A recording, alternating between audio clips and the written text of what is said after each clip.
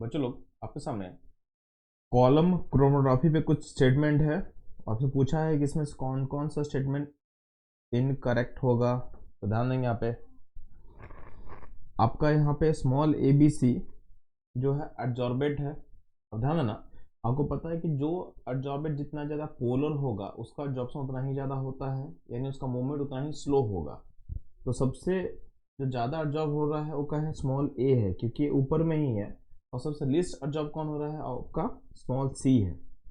तो पहला स्टेटमेंट जो बोल रहा है compound C is more polar than A and B, ये गलत है। क्यों गलत है? क्योंकि अगर सी ज़्यादा पोलर होता तो इसका एब्जॉर्प्शन कोएफिशिएंट बहुत ज़्यादा हाई होता, तो ये ऊपर में ही रहता, नीचे की तरफ मूव नहीं करता। ठीक है।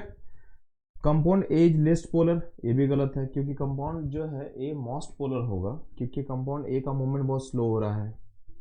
Compound B comes out of the column before C and A, ये भी गलत है, क्योंकि फिगर्स हमको दिख रहा है कि सबसे नीचे कौन सा है, सी है। तो सी जो सबसे फर्स्ट में बाहर आएगा। ठीक।